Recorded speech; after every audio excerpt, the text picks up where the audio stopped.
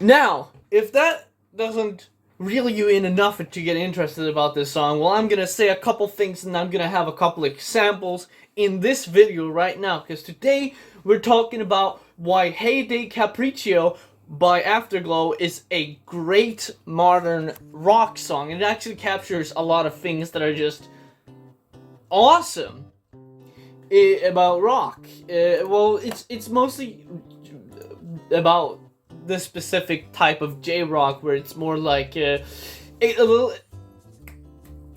it's like a very good way of making rock modern, but also staying true to what rock actually is, I guess. But let's start it from the top. What do we have to talk about? Well, of course, the intro, as I showcased just right before I started talking. It sounds, well, the way the intro introduces with just a simple guitar riff, it kind of grabs your attention pretty quickly. You're kind of wondering where it's gonna go, and it goes to this like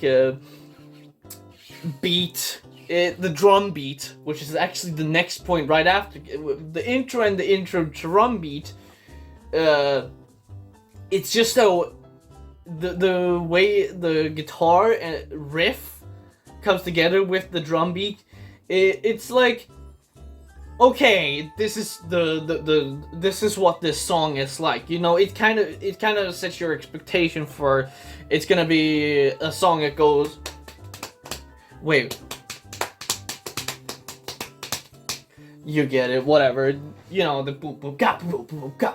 You think it's gonna be that kind of beat for like the song, but then it does a couple cool fills, and I would like to showcase that here.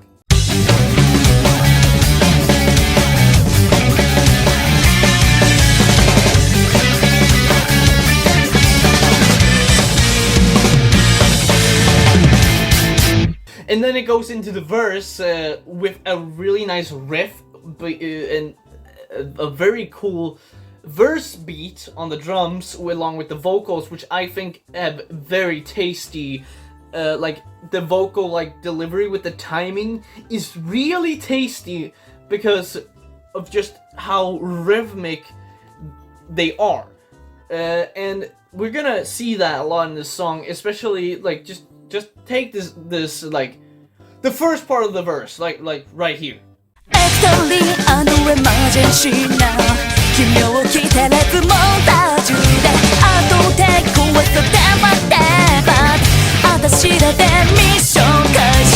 And of course, the verse isn't very long, because after this we get a, how do I say it? It's like a mid-section bridge into pre-chorus where you get they drop the instrumentals and they do like a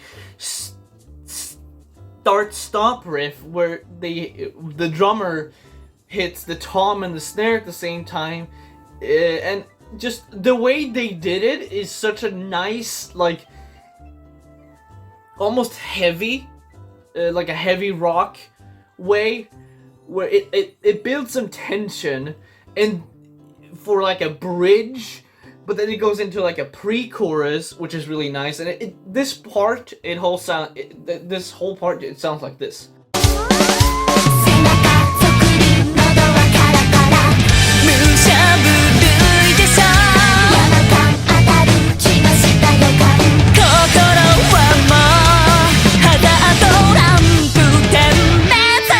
And then when they actually go into the chorus, they smack you with a completely different feel in the song and change it up and make it a disco beat, which, well, if you don't know what I mean, here's like this small transition and then how it sounds.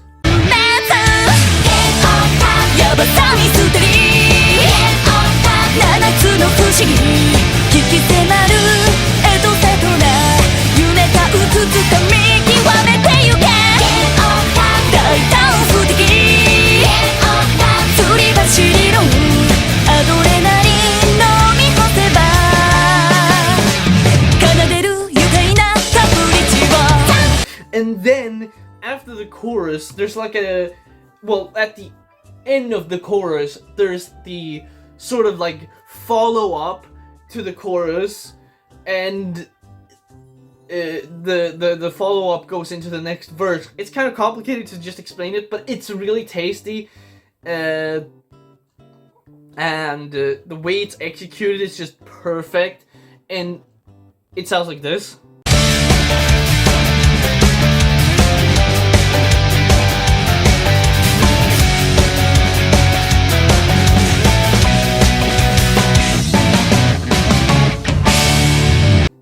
And then, in the second verse, this is more noticeable in the second verse, because in the second verse, you've adjusted to what the verse is like with the drum beat. Because the first verse, you kind of like focusing on the drum beats, just like the grooviness. But in the second verse, that little extra guitar just doing some funky, like doom, doom, doom, you know, like the ghost notes and all the riffing stuff. It really adds a layer on top of everything that really makes the second verse stand out more than the first, even if the same thing is going on in the same verse. Because in the second verse, you're more focused on like the other stuff that it hasn't grabbed your attention already. And with this little extra guitar that just fills in the space with the drums, because there's not a lot of other stuff going on, it's just a little bass line and the vocals with the rhythmic timings. It's just awesome, and it sounds... And try to focus on the guitar. I think it's gonna be in the right, if you're listening to, with like dynamic headphones. It's gonna be like in the right area, right here.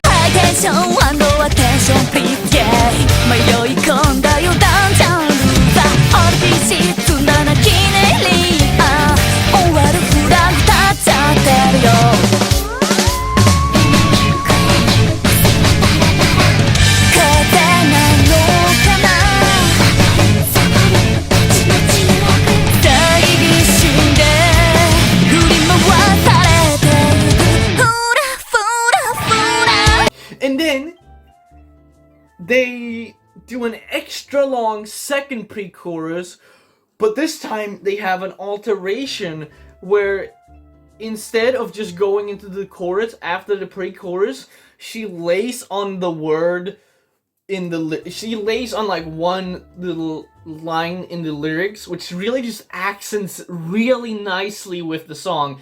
And then this is like the extra long pre-chorus and the alterations all together.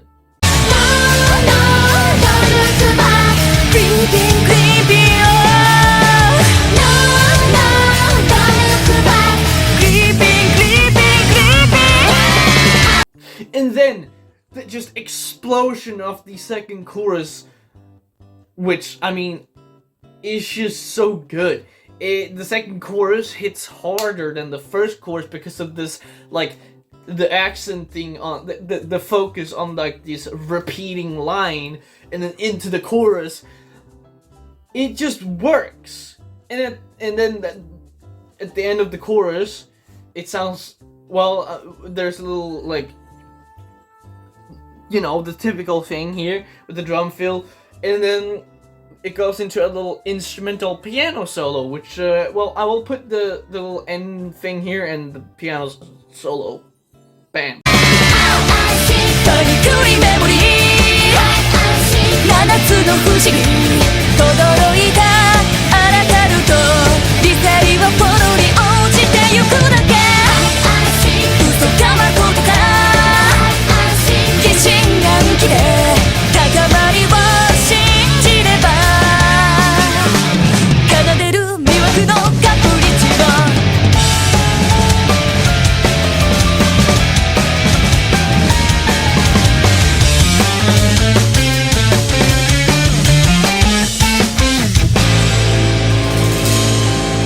And then you can hear a little pause, and then the return to the third chorus, which I think this is just beautiful. The way they pause the song and return to the third chorus, it's just, it smacks you even harder than the second chorus did, because this is supposed to be the last chorus, you know? The way they pause and really right back into the third chorus, right before the best part of the song, which we're gonna talk about just a second from now.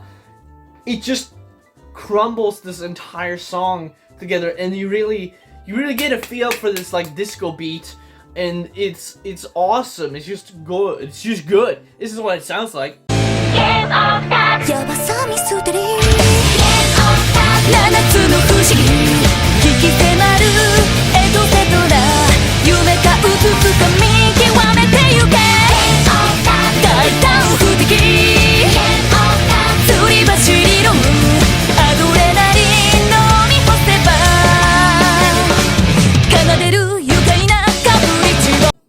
And then, right after, you're gonna hear this guitar solo which introduces, what?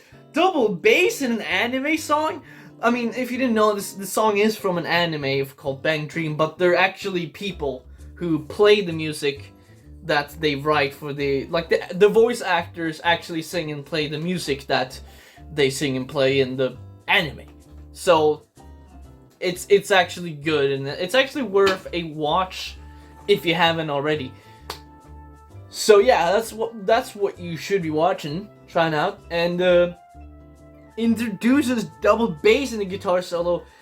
It's just so interesting because, you know, sure, we might have had a couple of little teasings before of a little secondary bass kick being in there, but the way they introduce it with triplet double bass, which everyone knows that all drummers don't know how to fucking play properly, it's just so cool. Especially with like, which, well, I'm just gonna show you it right here.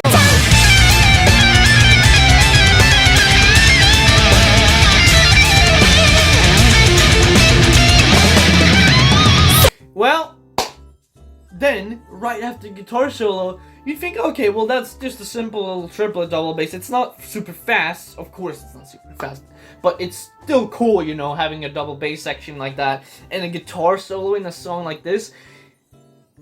And the guitar solo wasn't even bad. It was really cool, and it actually introduces something unique to the ear. Because this guitar solo doesn't exactly sound the typical rock guitar solo. It's a little more on the metal side. Especially with the double bass, it sounds a little more metal.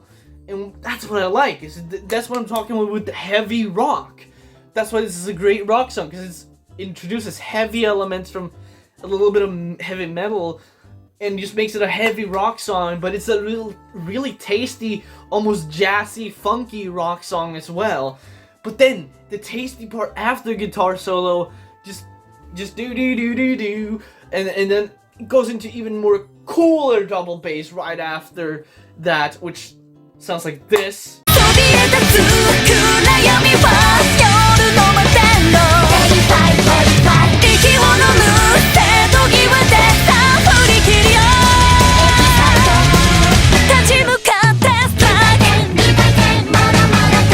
And then that's just right before the outro, they have this double bass. So they put the coolest, they really saved the last, they saved the last thing for last? Well, they saved the best thing for last. Because they do the double bass right before the outro, and then they hit you with a mini drum solo at the end of the song. And the abrupt ending, which is just perfect, and all of that outro to Majangle Lang sounds like this.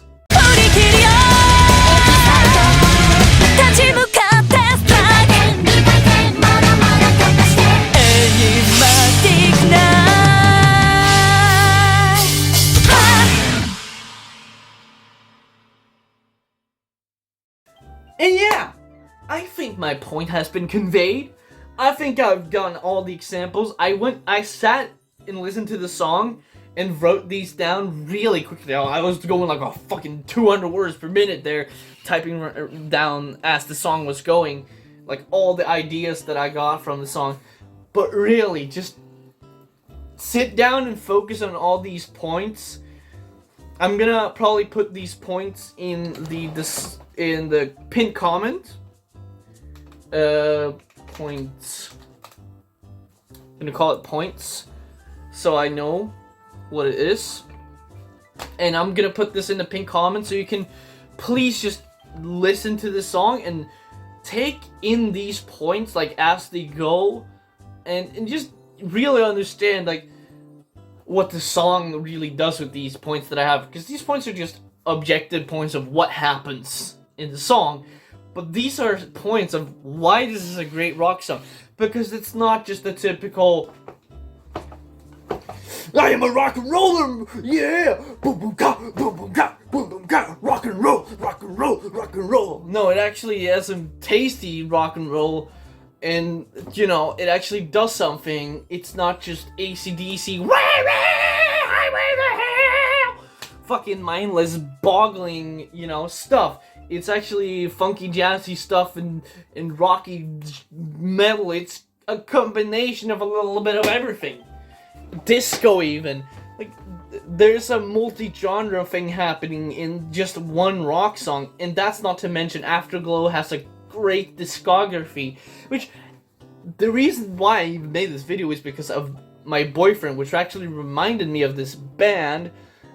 But the thing with that is he wants me to make a video of their discography, and the thing with that is that's gonna not happen, because how am I gonna talk about like literally every song?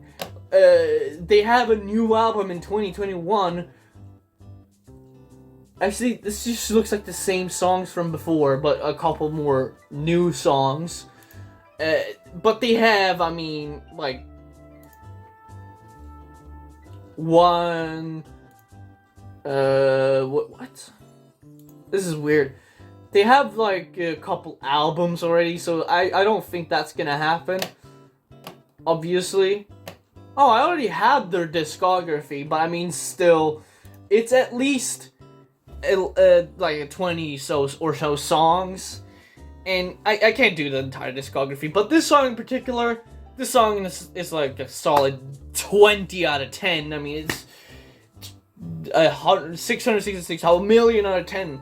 It's a perfect rock song, and it's really just tasteful, introducing double bass and the guitar solo and the funkiness and disco and a little bit of metal and just the rock normal with the rock stuff in the chorus.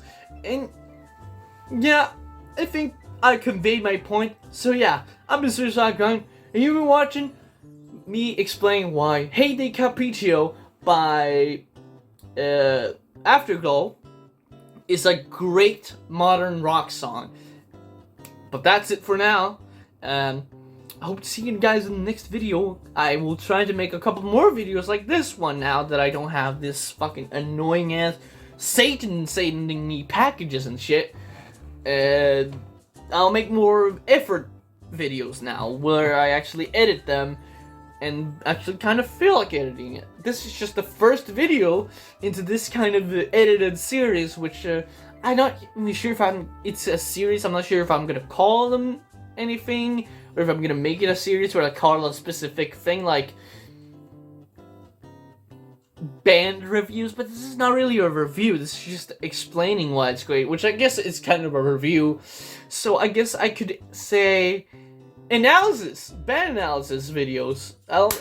But thing is, just saying band analysis videos sounds not that cool and not that great. So if you have any suggestions for what I should call this, like, I guess if I do a series of other bands, because just now I can think of bands that I want to do, like Children of Bodom. I definitely want to do. I definitely want to do. Well, I already did Morbid Angel, but Children of Bodom.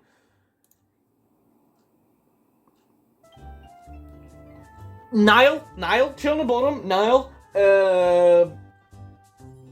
Suffocation, but I had to listen more to Suffocation first, and then pick out maybe one song or two that I will demonstrate. I think Obscura I definitely have to do, and you know, just suggest bands, and then, but don't suggest bands actually, because I will do the bands I feel like doing. But suggest a name. What should I call this series? Because just calling it band analysis series sounds fucking boring. It sounds boring. I don't want this to be boring. I want to have a name that is a little cooler. I'm gonna try to think of one myself, and then you can think of one yourself. And put any idea in the comments. I'm open for ideas. Like literally anyone is allowed to put an idea here. There's no discrimination. It doesn't matter what skin color you are. I don't think that actually matters because I don't think skin color affects what kind of ideas you come up with, or like your ability to come out what ideas. This is fucking weird. But I think my point has gone across already. My autism is going across because I'm hungry and I want to get McDonald's. So you know what? You know the motto: stay cute.